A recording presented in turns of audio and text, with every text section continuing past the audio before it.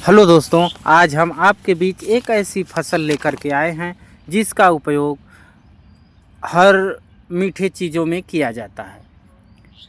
गन्ने के रस से कैसे गुड़ बनाया जाता है और गन्ने की पेराई कैसे की जाती है, इस बारे में हम चर्चा करने वाले हैं।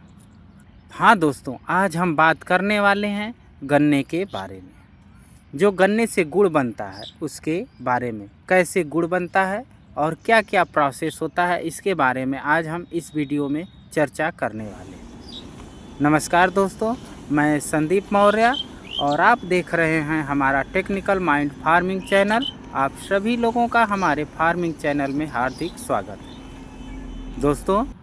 दोस्तों गन्ने की कटाई पेराई करने के लिए ठंडी का मौसम उपयुक्त रहता है, क्योंकि इस समय ओस पड़ने से गन्ने की पत्तियां जो होती हैं वो क्या मुलायम रहती हैं, जिससे क्या होता है कि पत्तियां कहीं लगती नहीं है। नहीं तो गन्ने की पत्तियां इतनी तेज़ होती हैं ब्लेड की तरह, वो हाथ या पैर में जहां भी लगती हैं कट कर देती हैं।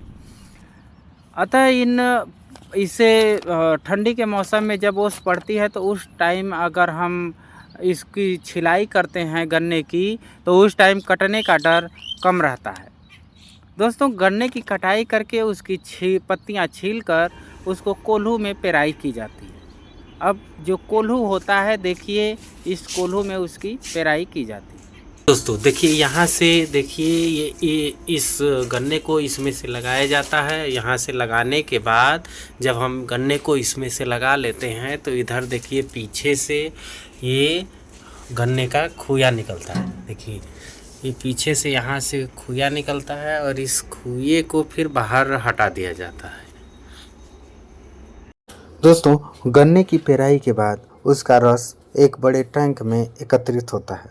उस टैंक में एकत्रित होने के बाद उस रस को बड़े कढ़ाई में जो कि चूल्हे पर रखा होता है उसमें डाला जाता है।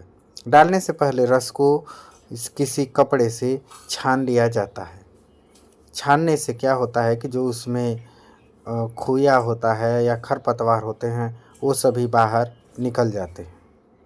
उसके बाद उसे गर्म किया जाता है और गर्म करने पर क्या होता है कि कुछ देर गर्म होते ही उसमें महिया आना शुरू हो जाता है। महिए की रस की सफाई के लिए उसमें भिंडी का रस भी मिलाया जाता है, जो कि एक नेचुरली प्रोसेस है, जिससे गुड़ साफ हो जाता है। दोस्तों, गुड़ को साफ करने के लिए बहुत सारे केमिकली वेस्ट यूज किए जाते हैं, जैसे बेकिंग सोडे का इस्तेमाल भी किया जाता है। केमिकल का यूज किया जाता है ताकि गुड़ का वज़न बढ़े और उसका जो रंग हो एकदम साफ़ हो जाए। तो रंग तो साफ़ हो जाता है, लेकिन वो गुड़ बना बनाया वो बहुत नुकसान करता है। वो केमिकली रूप से बहुत शरीर के लिए नुकसानदायक होता है।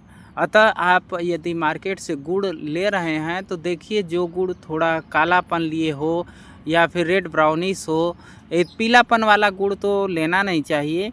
जो ऐसा गुड़ हो, काला हो पन लिए हो या रेड ब्राउनिश हो, तो उसी गुड़ का चयन करें।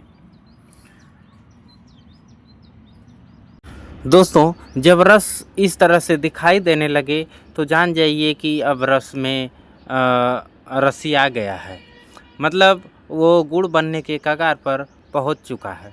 तो दोस्तों, जब रस रसिया जाता है तो उसके थोड़ी देर बाद उसमें गाढ़ापन और भी आ जाता है, और गाढ़ापन आने का मतलब है कि अब रस में बदकी लग चुकी होती है, यानी फूलने लगता है रस।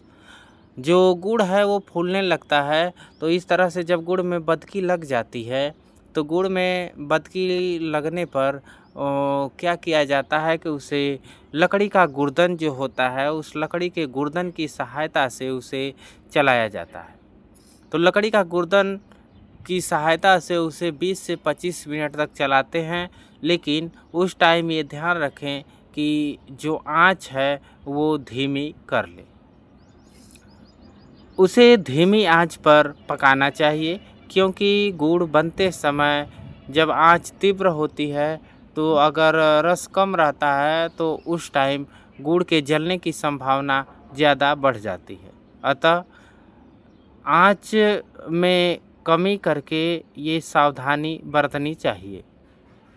अब इसे धीरे धीरे गुड़ को चलाते हैं ताकि जो गुड़ हो बने तो उसमें दाने पड़ जाएं। अगर ऐसे चलाएंगे नहीं तो जलने की संभावनाएं बढ़ जाती हैं या फिर वो गुड़ जो है लसलसापन लिए होता है, उसमें दाने नहीं पड़ते हैं।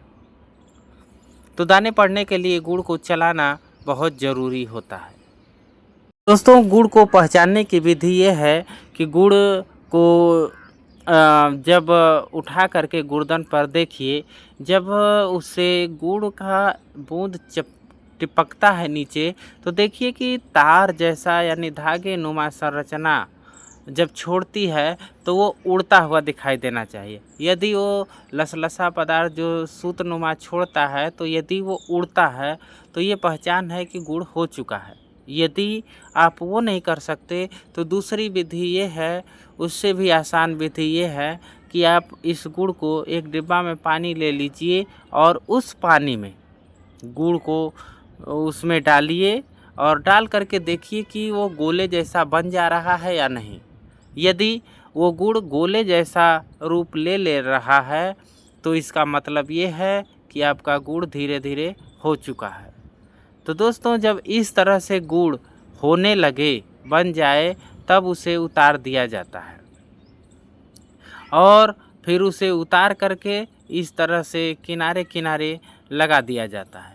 किनारे लगाने से तात्पर्य यह है कि जब लगा दिया जाता है तो फिर इसको खुरुच करके रगड़ करके सुखाया जाता है।